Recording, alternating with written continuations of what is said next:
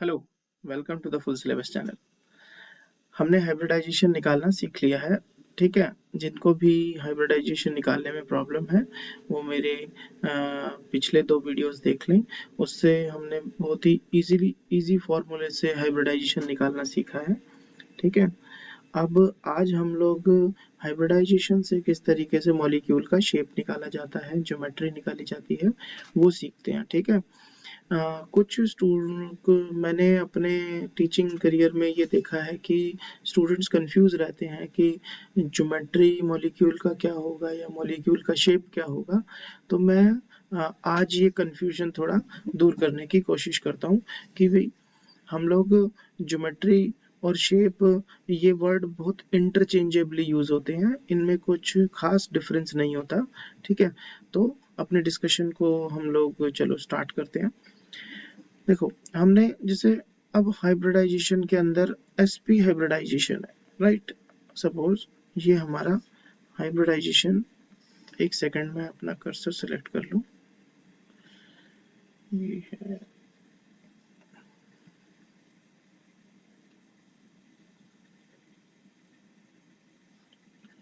Right. ठीक है, so suppose sp hybridisation है हमारा।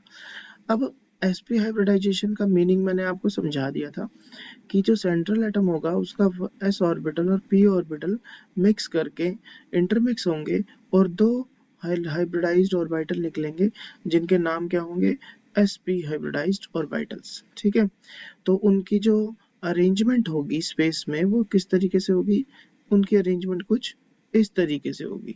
यानी कि जैसे अब मैं डायग्राम में आप देख पा रहे होंगे, इसमें मैंने 180 डिग्री एंगल दिखाया है। ठीक है, तो ये जो हाइब्रिडाइज्ड लोब है, ये हाइब्रिडाइज्ड लोब है, इनके बीच में कितना एंगल होगा, 180 डिग्री का। और एक sp हाइब्रिडाइज्ड लोब ये होगी और दूसरी हाइब्रिडाइज्ड लोब sp ये होगी, और ये एक दूसरे को 180 डिग्री एंगल पे एक दूसरे को अरेंज कर लेंगे, अपने आप को मतलब सिचुएट कर लेंगे। ठीक है, अब ऐसे ही अगर मैं sp2 को देखूं तो sp2 में जो हमारी हाइब्रिडाइजेशन जो sp2 है उसके अंदर हमारे कितने लोब्स निकलेंगे, कितने ऑर्बिटल्स निकलेंगे, 3 ऑर्बिटल्स निकलेंगे। ठीक है, तो 3 ऑर्बिटल कैसे बने होंगे, ये जब एक 1s और p orbitals, 2 p orbital intermix हुए होंगे और उन्होंने 3 नए sp2 हाइब्रिडाइज्ड ऑर्बिटल्स हमारे जनरेट किए होंगे जो कि डीजनरेट ऑर्बिटल्स होंगे, यानी कि उनकी एनर्जी कैसी होगी, इक्वल होगी। ठीक है, और वो अपने आप को स्पेस में किस तरीके से अरेंज करेंगे, वो अपने आप को स्पेस में मैक्सिमम पॉसिबल डिस्टेंस जितना भी हो सकता है उनको वो अपने आप को अरेंज करेंगे। यानी कि वो एक दूसरे से, अगर मैंने लास्ट क्लास में डिस्कशन भी किया था, वो एक दूसरे को किस पर अरेंज करेंगे, 120 degree angle to each other. वो इस तरीके से 3 sp2 हाइब्रिडाइज्ड ऑर्बिटल्स को एक दूसरे के साथ सिचुएट कर लेंगे। ठीक है, तो ऐसे ही अगर मैं आगे बढ़ूं sp3 के लिए, तो sp3 के लिए हम क्या कह सकते हैं, sp3 के लिए हमारे कितने ऑर्बिटल्स आए होंगे, 4 ऑर्बिटल्स आए होंगे। और 4 ऑर्बिटल्स ने किस तरीके से अपने आप को अरेंज किया होगा, एक टेट्राहेड्रन फैशन में अरेंज कर लिया होगा। ठीक है, इस तरीके से उसने अपने आप को, और सब लोग का नाम क्या होगा, sp3 sp3 sp3 sp3, तो 4 लोग हो गए। ठीक है, इतना आप लोगों को अच्छे से समझ आता है, आई नो। ठीक है, नाउ अब एक एग्जांपल लेकर मैं बताता हूँ आपको कि जो ज्योमेट्री और शेप होती है वो किस तरीके से हम लोग निकालते हैं। मान लो एक एग्जांपल है बेरिलियम क्लोराइड का। बेरिलियम क्लोराइड में अगर आप देखें तो सेंटर में कौन आ जाएगा, बेरिलियम आ जाएगा। तो सेंटर में कौन आ गया, बेरिलियम आ गया। ठीक है, उसके 2 लोब हैं जो कि sp हाइब्रिडाइजेशन में निकाला सीखा था। तो बेरिलियम का यहाँ पे हाइब्रिडाइजेशन कितना आया, 2 + 2 divide by 2 is equal to 2। Beryllium के आउटर मोस्ट में आ गए 2 इलेक्ट्रॉन्स। ठीक है, नेबर से ले लिए 2 और डिवाइड बाई 2 2 आया। तो ये वैल्यू जो 2 आई, इसको हमने कहा कि भाई ये sp हाइब्रिडाइजेशन है। ठीक है, अब यानी कि sp कितनी लोब से, 2, नेबर कितने हुए, 2। तो आप क्या करोगे, नेबर्स के साथ में आप जो क्लोरीन हमारा नेबर है ये आएगा और ये क्या कर लेगा, ये इसके साथ बॉन्ड बना लेगा। कैसे बनाएगा, ये अप क्लोरीन है, क्लोरीन का आउटर मोस्ट जो इलेक्ट्रॉन्स होते हैं वो किस में होते हैं, वो 2p में होते हैं, ठीक है। उसका कॉन्फ़िगरेशन होता है, sorry 3p, not 2p, 3p5 होता है, ठीक है। तो वो p ऑर्बिटल और इसका जो sp ऑर्बिटल है, तो ये कैसा ओवरलैप हो गया, sp और 3p का ओवरलैप हो गया, ठीक है। तो ये एक एक्सियल ओवरलैप हो गया, सिग्मा बॉन्ड बना लेगा, ठीक है। तो मेरा यहाँ पर कंसेप्ट में जो समझाना है वो ये है कि जो sp ओवरलैप है p के साथ में, एक इधर हो जाएगा और एक इधर आपका एक इस तरफ ओवरलैप हो जाएगा, ठीक है। तो एक क्लोरीन इधर से आएगा, एक क्लोरीन इधर से आएगा और ओवरलैपिंग हो जाएगी। तो हमारे जो बेरिलियम क्लोराइड की ज्योमेट्री बोले या फिर शेप बोले एक ही है, वो क्या है, लीनियर। क्या है वो, लीनियर। यहाँ पर क्योंकि ज्योमेट्री जो है वो हम जब sp हाइब्रिडाइजेशन से निकाली तो वो हमारी लीनियर निकली। तो बेरिलियम क्लोराइड में कोई प्रॉब्लम ही नहीं है, जितने लोब्स हाइब्रिडाइज निकले उतने नेबर आकर उन्होंने वो पोजीशन को ऑक्यूपाई कर लिया, और वो जो हमारी sp हाइब्रिडाइजेशन की ज्योमेट्री बोले या शेप बोले वही मॉलिक्यूल की भी ज्योमेट्री रहेगी और शेप रहेगी, ठीक है। अब हम नेक्स्ट एग्जाम्पल पर मूव करते हैं। हमारा नेक्स्ट एग्जाम्पल है sp2। sp2 का हमारा क्या निकला था, ट्रायगोनल प्लेनर, यानी कि जो sp2 लोब्स हैं वो अपने आप को किस फैशन में अरेंज कर रही हैं, ट्रायगोनल प्लेनर में। इसका एग्जांपल अगर मैं लूं तो जैसे हम ले सकते हैं बोरोन ट्राइक्लोराइड, ठीक है। तो बोरोन का यहाँ पर अगर मैं आपको बोलूं तो hydrogen, helium, lithium, beryllium, boron 5 होता है, तो 2,3, तो आउटर मोस्ट में कितने आ गए 3, तो 3 प्लस नेबर कितने हैं 3 डिवाइड बाय 2, तो ये कितना नंबर आया 3। इसको अगर हम डिवाइड करेंगे तो क्या आएगा sp2, यानी कि 3 लोब्स होंगी जो कि 120 डिग्री एंगल पे अपने आप को अरेंज कर रही हैं। तो हमने अरेंज किया 120 120 120 डिग्री एंगल पे, ठीक है। अब ये हो गई sp2 हाइब्रिडाइजेशन से निकलने वाली ज्योमेट्री या शेप बोलो, कोई फर्क नहीं पड़ता। अब जो नेबर आएंगे वो क्लोरीन आएगा, तो क्लोरीन इधर से आ जाएगा, एक इधर से आ जाएगा क्लोरीन, ठीक है। अभी मैं उनकी ओवरलैपिंग का डिस्कशन नहीं करूंगा, वो किसी और वीडियो में डिस्कस करेंगे कि सिग्मा बॉन्ड बनाते हैं या फिर पाई कैसे बनते हैं, वो एक अलग डिस्कशन है, उसको हम नेक्स्ट वीडियो में कंसीडर कर लेंगे, ठीक है। तो नेबर भी 3 ही है और लोब्स भी 3 ही है। तो अगर मैं इसको बॉन्ड लाइन नोटेशन से दिखाऊं तो ये क्या हो जाएगा, BCl3 मॉलिक्यूल इस तरीके से कुछ हमारा विजुअलाइज होगा, और इसके बीच में कितना एंगल हो जाएगा 120 डिग्री। तो इसकी शेप क्या हो गई मॉलिक्यूल की, वो भी ट्रायगोनल प्लेनर ही बोली जाएगी, ठीक है ना। तो इसकी शेप भी ट्रायगोनल प्लेनर ही बोलेंगे। नाउ तो कोई प्रॉब्लम नहीं है इस डिस्कशन में भी, ठीक है ना। तो यहाँ से ये कंक्लूजन निकल रहा है कि जितनी लोब्स हैं और उतने ही नेबर अगर हैं तो कोई भी कंफ्यूजन नहीं होना चाहिए, ज्योमेट्री शेप वही रहेगी जो हाइब्रिडाइजेशन से निकली है, ठीक है। प्रॉब्लम वहां आती है जहां लोन पेयर होता है, लेकिन अभी उस डिस्कशन को हम लेटर ऑन करते हैं अभी, ठीक है।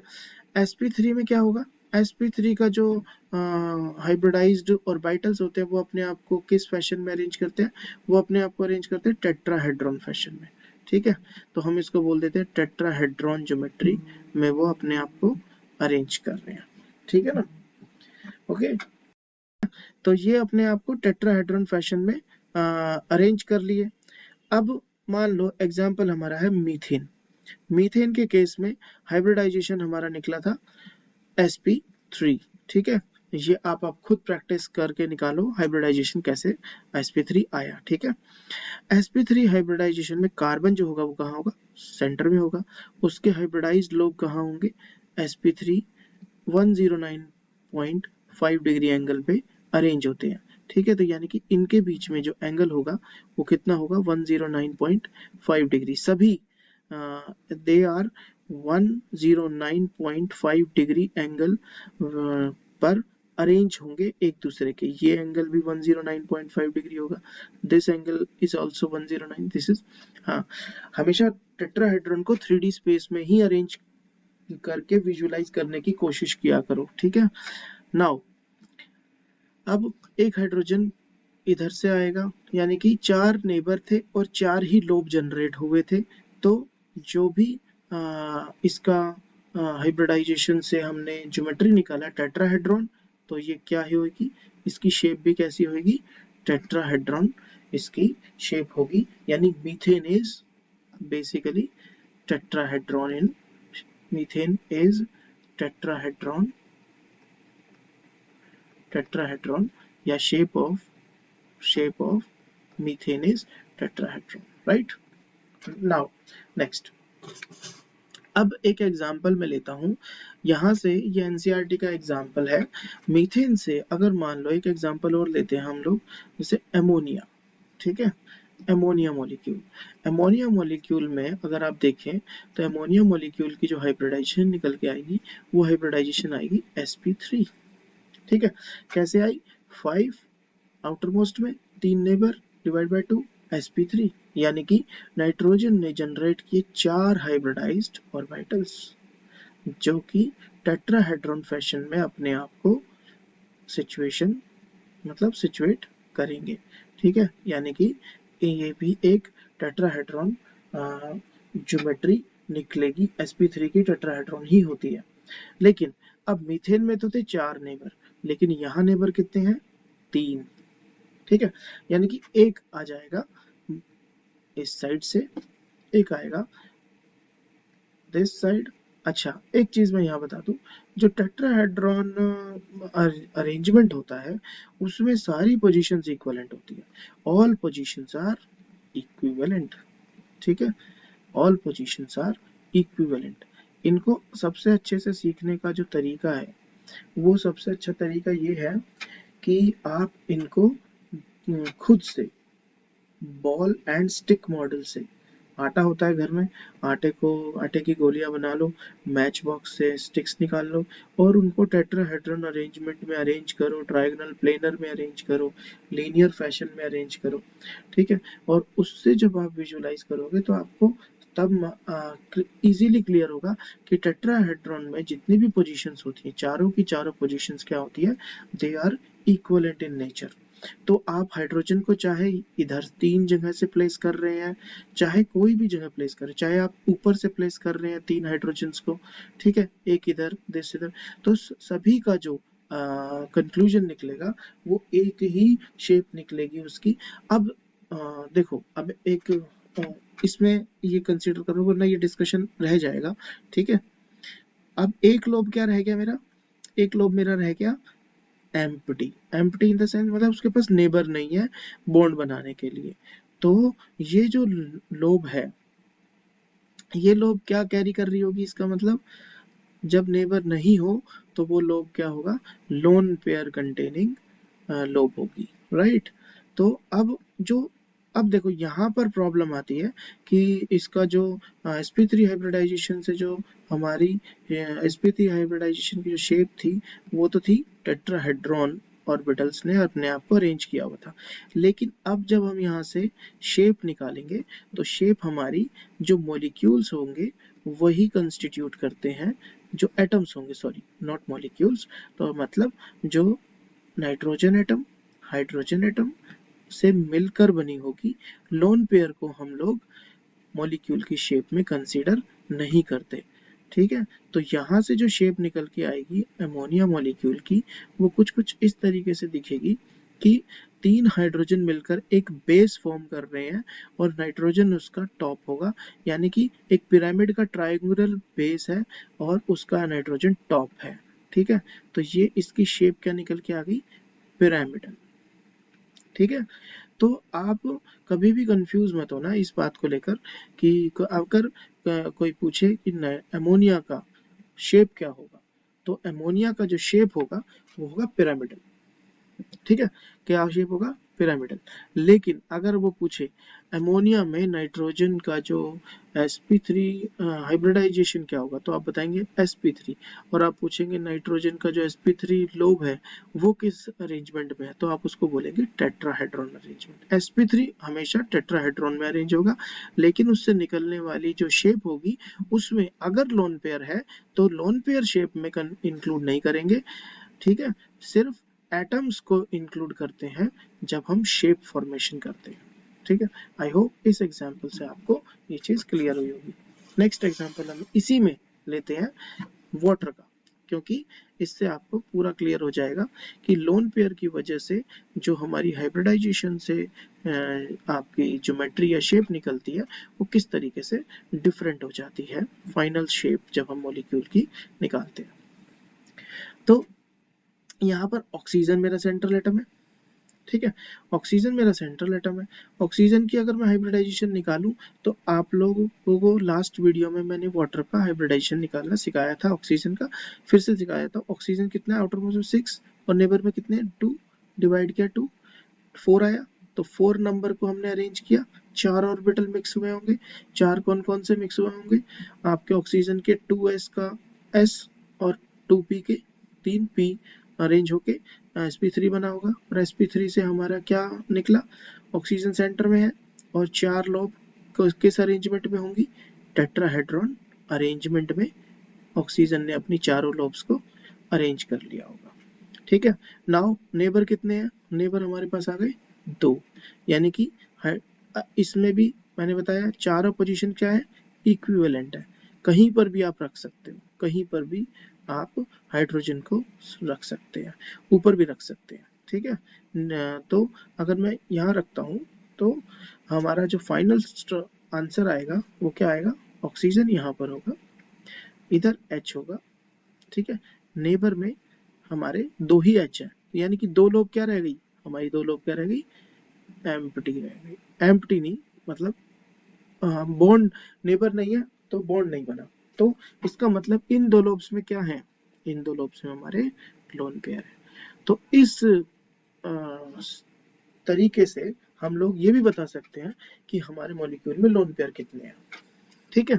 तो 2 लोन पेयर हो गए और 2 हमारे नेबर हो गए, तो शेप में क्या होगा, फाइनल जो शेप मॉलिक्यूल की निकल कर आएगी उसमें हम कहेंगे कि लोन पेयर जो होते हैं वो शेप में पार्टिसिपेट नहीं करते, तो फाइनल शेप क्या हो गई, बेसिकली फाइनल शेप हमारी वाटर की हो गई बेंट शेप।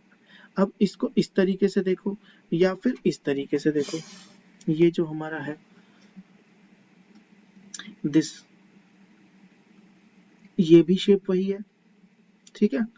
तो अब इसके बीच में एंगल कितना होगा, 104.5 डिग्री, और ऊपर एमोनिया में कितना एंगल था, ऊपर एमोनिया में था 107 डिग्री के आसपास का एंगल था, ठीक है। ये एंगल जो चेंज हुआ वन होना तो 109.5 डिग्री था, लेकिन है 107 डिग्री, ये हम बाद में डिस्कस करते हैं ऐसा क्यों होता है, ठीक है। आई होप ये चीज आपको समझ में आ गई होगी कि जब हम हाइब्रिडाइजेशन से sp3 हाइब्रिडाइजेशन से जब हम अपनी ज्योमेट्री पे पहुंचे तो हमारी टेट्राहेड्रॉन ज्योमेट्री निकली, उसकी लोब्स ने अपने आप को अरेंज किया हुआ था टेट्राहेड्रॉन ने। तब जब हमने नेबर्स प्लेस कर दिए, नेबर प्लेस करने के बाद में जो लोन पेयर थे, फिर हमने फाइनल जब हम अपना शेप ऑफ द मॉलिक्यूल निकाला तब हमने उसमें सिर्फ एटम्स को कंसीडर किया, और एटम्स को कंसीडर करने के बाद हमने देखा कि सिर्फ ये एक बेंट शेप निकल के आती है वाटर मॉलिक्यूल के लिए, ठीक है, क्लियर हो गया। अब एक और एग्जांपल ले लेते हैं, राइट, एक और एग्जांपल लेते हैं। तो आज मैं शेप में सिर्फ आपको एक तरह से सिर्फ पोजीशनिंग दिखा रहा हूँ एटम्स की किस तरीके से करते हैं, हालांकि शेप में आपके बॉन्ड एंगल्स का डिस्कशन भी होता है, ठीक है, बॉन्ड एंगल और बॉन्ड डिस्टेंस का भी डिस्कशन है कि बॉन्ड डिस्टेंस छोटा हो जाता है, बड़ा हो जाता है, that is a part of another video, वो हम लोग लेटर ऑन VSEPR थ्योरी में अपने लोन पेयर रिपल्शंस की वजह से निकलने वाले जो कंसिक्वेंसेस हैं उनको डिस्कस करेंगे, ठीक है। अब इसमें जैसे मैं एक एग्जांपल और डिस्कस करता हूँ, जैसे जेनॉन फ्लोराइड, ठीक है, इससे आपको और चीजें क्लियर होंगी। मान जेनॉन फ्लोराइड है, तो जेनॉन फ्लोराइड में जो हाइब्रिडाइजेशन जेनॉन का निकलेगा वो निकलेगा, मान लो जेनॉन कितना है इनर्ट गैस है तो 8 होगा आउटर मोस्ट में, नेबर कितने 2, डिवाइड किया 2 से कितना आया 5, तो ये निकल के आई हमारी हाइब्रिडाइजेशन sp3d। ठीक है, अब sp3d में हम लोग बोलेंगे sp3d कैसा होता है, ट्रायगोनल बाय पिरामिडल। ठीक है ना, यानी कि 5 है ना, तो 5 इंटरमिक्स हुए होंगे, तो 5 इंटरमिक्स हुए होंगे तो किस तरीके से निकला होगा, दिस इज एक ट्रायंगल बेस होगा जो कि एक प्लेन में होंगे तीनों, और एक लोब अबव द प्लेन और एक लोब बिलो द प्लेन। तो ये जो है वो हमारा कुछ इस तरीके से हम लोग बोलते हैं उसको, जिसमें जो ये ऑन द प्लेन होंगे उनके बीच में 120 डिग्री एंगल होगा, और जो अबव द प्लेन और बिलो द प्लेन लोब्स हैं उनके बीच में क्या होगा 90 डिग्री एंगल होंगे। ठीक है, ये एंगल 120 डिग्री होगा। तो क्लियर हो गया, तो 5 लोब्स अपने आप को इस तरीके से अरेंज करेंगे, तो सेंटर में कौन आ जाएगा, जेनोन आ जाएगा। ठीक है, और मेरा जो 3 पोजीशन होंगी इसमें जो ऑन द प्लेन होंगी, और ये जो एक्सियल पोजीशंस बोलते हैं जिनको हम लोग, ये हमारी अबव द प्लेन और बिलो द प्लेन है। ठीक है, अब इसमें 2 नेबर है। ठीक है, 2 नेबर है तो 2 नेबर ने किससे अरेंज कर लिया अपने आप को, इस तरीके से अरेंज कर लिया। ये अब आप क्वेश्चन ये पूछ सकते हो कि ये एक्सियल पोजीशन पर, यानी कि आपने सिर्फ यही क्यों रखी, इनको आपने दूसरे पोजीशंस पे क्यों नहीं रखा, ये डिस्कस करेंगे। ठीक है, ये नेक्स्ट वीडियो में डिस्कस करेंगे। तो जो बाकी पोजीशंस है, यानी वो पोजीशन कैसी होगी, वो पोजीशन हमारी लोन पेयर ने ऑक्यूपाई करी होंगी। ठीक है, वो हमारी किसने ऑक्यूपाई करी होंगी, लोन पेयर ने ऑक्यूपाई करी होंगी। तो यानी कि इसका, इस एग्जाम्पल को मैं यहाँ पर पर्टिकुलरली इसलिए लिया कि इससे आप हम ये समझ पाए कि जो हाइब्रिडाइजेशन से निकलने वाली ज्योमेट्री या शेप जो लोब्स की होती है वो तो हम सीधा डायरेक्टली निकाल लेते हैं। ठीक है, वो कितनी हो गई ट्रायगोनल, वो कैसी हो गई ट्रायगोनल बाय पिरामिडल, वो हो गई।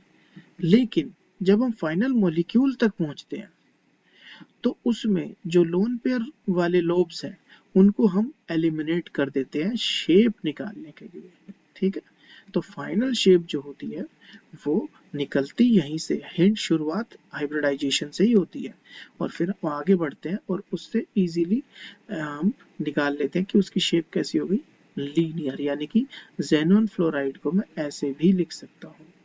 ठीक है, इस तरीके से आप अपनी नोटबुक्स में, टेक्स्ट बुक्स में देखते भी हैं कि इसकी जो है शेप कैसी है, लीनियर शेप है। वहीं पर अगर मैं PCl5 मॉलिक्यूल की बात करूं, ठीक है, वहीं पर अगर मैं PCl5 मॉलिक्यूल की बात करूं, राइट, तो PCl मॉलिक्यूल के केस में हम लोग अगर देखते हैं तो PCl का हाइब्रिडाइजेशन भी आप प्रैक्टिस करके निकालोगे sp3d ही निकलेगी।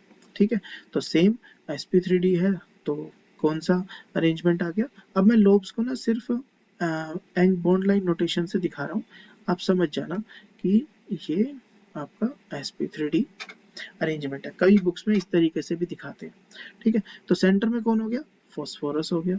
ठीक है, इसके कितने नेबर हैं, 5 हैं, तो 5 के 5 नेबर सारी पोजीशंस को ऑक्यूपाई कर लेंगे, तो सारी पोजीशंस को ऑक्यूपाई कर लेंगे तो जो हाइब्रिडाइजेशन से आपकी शेप या ज्योमेट्री निकली, ठीक है, वही फाइनल मॉलिक्यूल की भी हमारी क्या हो जाएगी, शेप ऑफ द मॉलिक्यूल हो जाएगा। यानी कि PCl5 का जो शेप है वो क्या होगा, ट्रायगोनल बाय पिरामिड। यानी कि जितनी हाइब्रिडाइजेशन से लोब्स निकली उतने ही अगर नेबर है तो हमारी फाइनल ज्योमेट्री शेप वही होगी जो हमारी हाइब्रिडाइजेशन से निकलती है।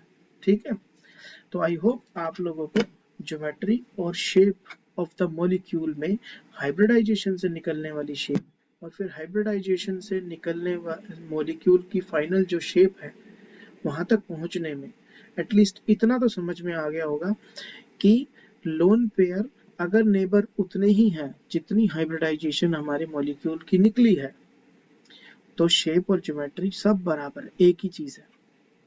लेकिन अगर हमारे नेबर कम है जितनी हमारी हाइब्रिडाइजेशन से निकलने वाली लोब्स हैं तो ऑब्वियसली हमारे मॉलिक्यूल की शेप डिफरेंट आएगी जो हाइब्रिडाइजेशन से निकली हुई शेप है।